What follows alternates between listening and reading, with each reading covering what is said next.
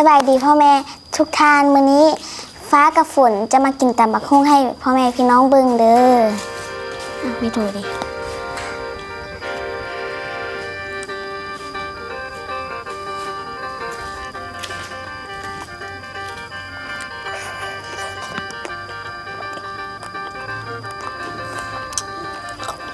มันแซ่บอยู่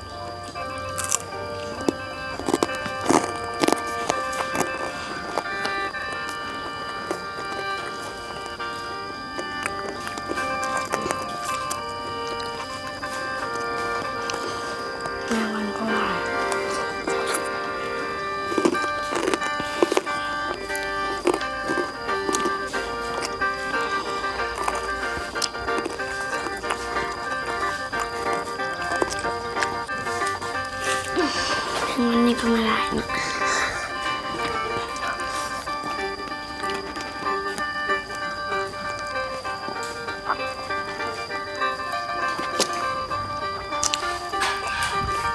ทั้งแซ่บทั้งเผ็ด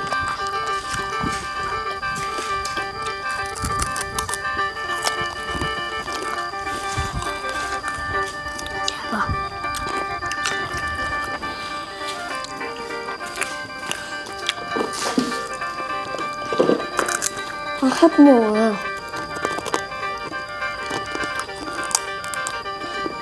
ข้าวปุ้น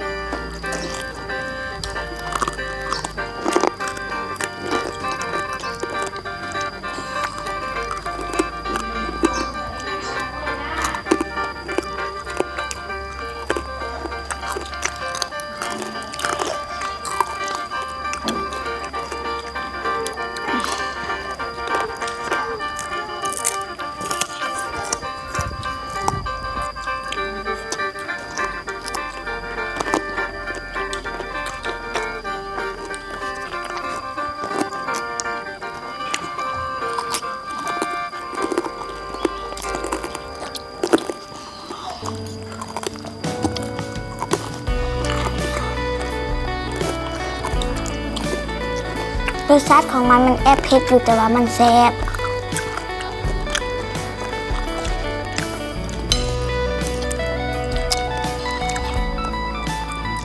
ข้าวปุ้นก่อน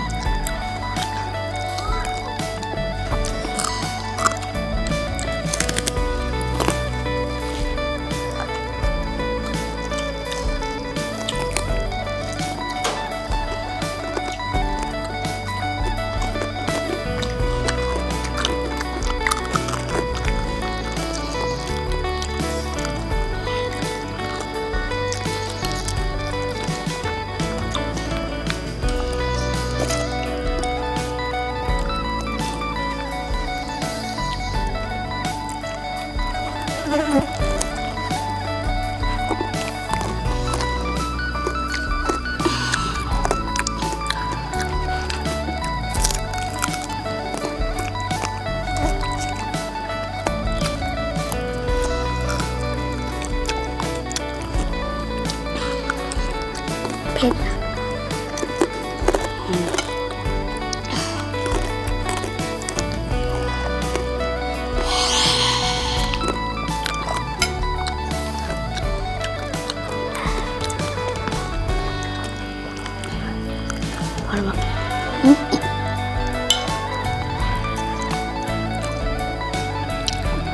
แสบทางฮ้อน